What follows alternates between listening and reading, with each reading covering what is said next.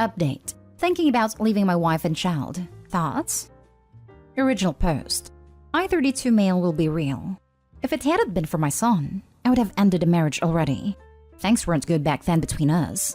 Wife and I are going to marriage counseling because I confessed to her I was falling out of love and wasn't happy in the marriage anymore, so she insisted we try to work out our problems.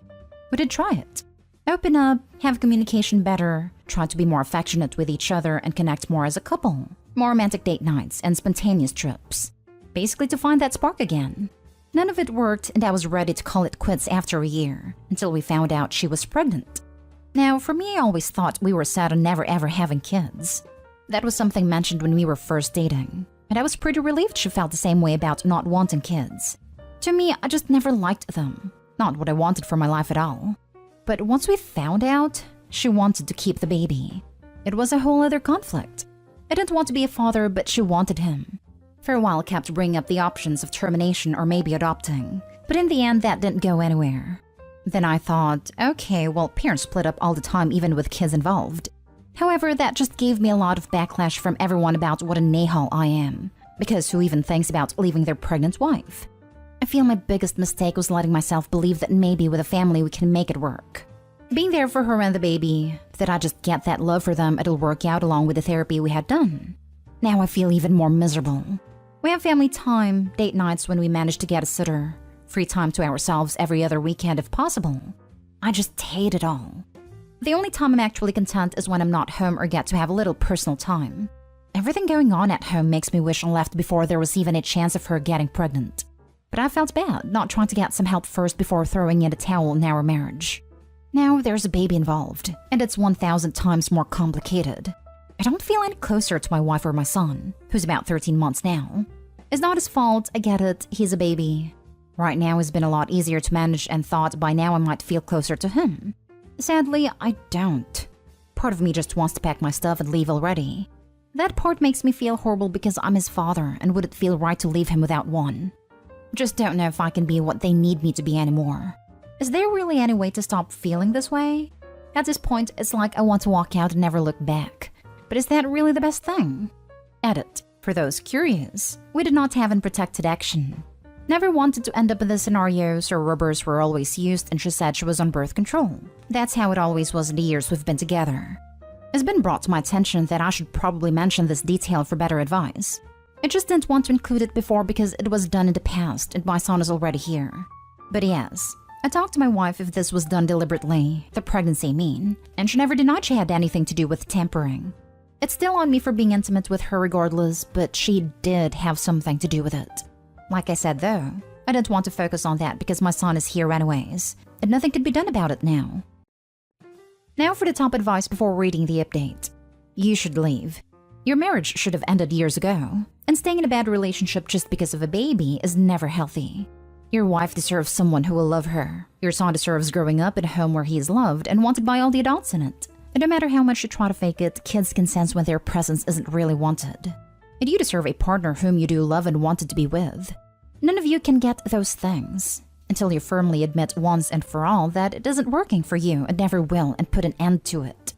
You can still be his father without living there, and a bit of distance might even improve your relationship with him because you would be happier with your life in general once divorced, and because it would allow you to spend time with him away from his mom, who you freely admit you haven't wanted to be with for years.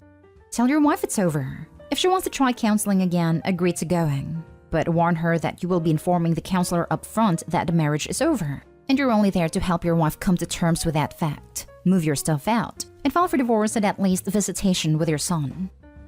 This is sound advice, thank you. I agree I should have walked out a long time ago before a kid was even in the mix. It was hard. Still is. Hope leaving the marriage does improve what I have with my son. The feelings I'm having right now are not what I want to be having years down the road with him, when it becomes more obvious. And get a vasectomy so you don't have to worry about this with any future partners. Get a divorce. I grew up in a house with parents who hated each other. They didn't fight, but they didn't engage with each other either. I also learned at a young age that my father never wanted children. It was a miserable way to grow up. It didn't help any of us kids. I was so grateful when they finally got divorced. Now as an adult, I have a great relationship with my father. It doesn't mean you have to be an absent father or a bad one, but that is your son and you'll have to decide how much of a relationship you want with him. As another poster stated, you may become a better father when you're out of the marriage. Staying helps no one. Did your relationship with your father improve because of the divorce or because you reached adulthood? Since I have heard some parents get along better with their kids once they're older and more mature. A lot of it was because I got older. I think it became easier for him to relate to me more as a teenager and adult than as a small child. He wasn't a terrible father, but he was clearly unhappy and that had a big impact on how he treated us kids. I firmly believe if they had divorced when I was a child, our relationship would have improved sooner. He may have resented us as kids, but it was made worse because he was also in a relationship he hated. It was a cycle. Once that was broken, things got even better. You can separate from her or even divorce her, but you are still legally and morally responsible for your child. The legal requirement is primarily financial. Even if you have your parental rights terminated, that does not lose you your financial obligations, unless you get someone else to adopt your child with her. But morally, you know you have an obligation to the child. Have you considered talking to a therapist about how you might get more attached to your child, whether or not you stay with your wife? Because these are two separate issues. To answer your last question, yes, I started seeing a therapist individually when my son was around 7 months. She's helped people who've suffered from PPD, and I've been talking to her about the things I'm going through with my son. That's something I've been working on for months, because I don't want him to feel that I resent him as he gets older. And now for the update. I almost forgot that I had posted this, but thought I should add an update after all the help. Things have been tough, but getting easier day by day. I left my wife, soon to be ex. It was rough. Needed to happen though. If I wanted things to improve for my son's sake, I couldn't let myself continue to be stuck in this marriage I wanted out of already. For those who suggested this way and why, you were right. It's helped a lot. Not so much the first few weeks. It was so new, and I didn't have a place on my own. For about a month, I stayed with family until I found a place for myself and where my son could also stay. My soon-to-be ex obviously didn't take this well. She's brought some family members on her side for abandoning my family. But I didn't abandon my son. When I spoke to a lawyer and got the paperwork started, we also got a temporary custody order to make sure I'd still have time with him. It's only 3 days out of the week, but we'll settle custody stuff as we go through the divorce proceedings to get more time with him. Honestly, the time away really has boosted me up in ways I couldn't imagine. When my son is with me now, I feel lighter. Not trapped like I felt back then, and I know in my heart I can't ever not be in his life. No matter how he came to this world or what she did, he's innocent in this. Still seeing the same therapist, and I've been more open about my past to really get to the root of my actual issues in regards to the disconnect I had been feeling with my son. Since some of you really encouraged me to be honest to my therapist about what happened. Feels like there's been lots of improvement, and it makes me so hopeful for the relationship I can have with him in the future. He is still so little, but I know there's time to learn to be the dad he needs me to. Thank you so much to all of you here who took the time to really give me solid, amazing advice. At least I know that this was the best decision to make.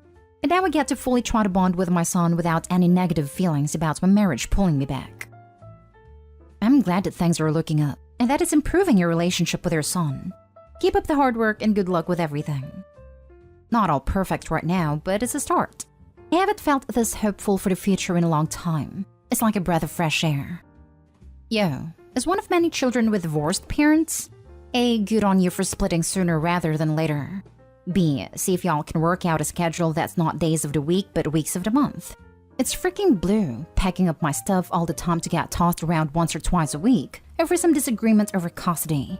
I don't take it too hard if your kid has a rough time making that switch. I love my dad, but man was I always in a sour mood when he came to pick me up, just because I had no close friends living nearby. Best of luck to you. I hope you all find happiness.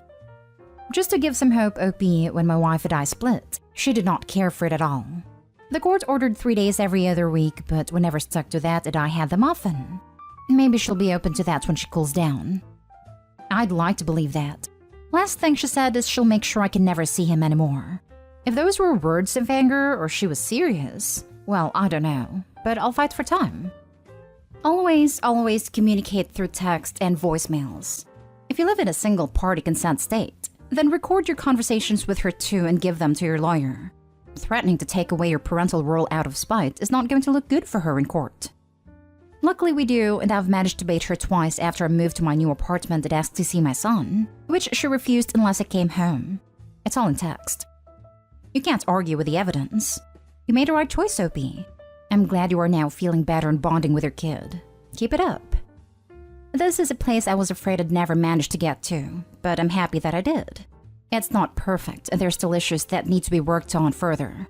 But the fact that I can actually play with my son and hold him and think, God, I love this kid, it's so much better than where my head was a few months ago. Now for the last story. I, 28 male, have been with my girlfriend, 27 female, for nearly 3 years.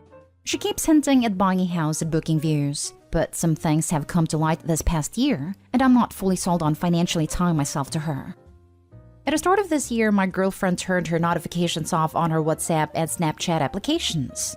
When I had hovered over her shoulder, I saw that she was messaging someone. Let's call him Harry. After catching her at the right moment, as in just scrolling past a photo of Harry on her Facebook feed, I casually said, "Who is that?" Since she didn't know I knew she was messaging him, it came across as a random question. After I asked her the question, she started reeling off how he was obsessed with her in school and asked her out multiple times over the course of 5 years.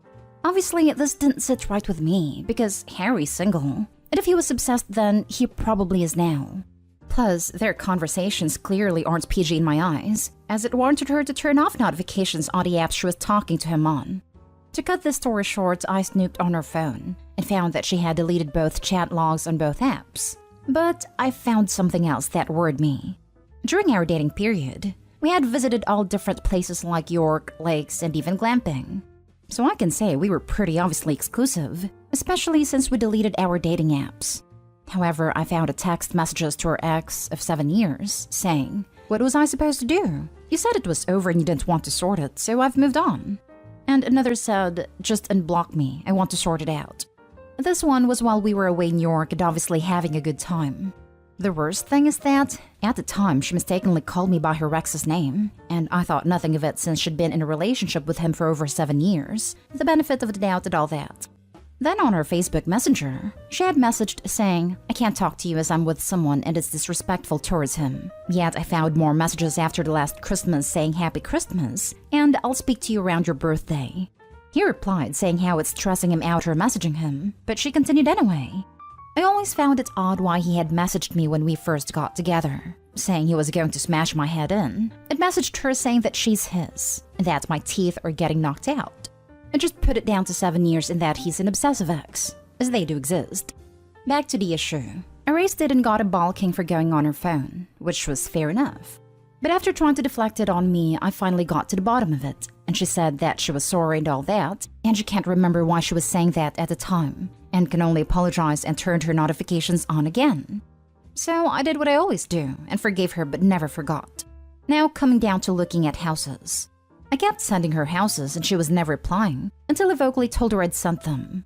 Turns out her Snapchat and WhatsApp notifications are off again, and I mentioned it. She said there's a group chat she's part of on WhatsApp that gets spammed, so I told her how to mute it and expressed how it's vital.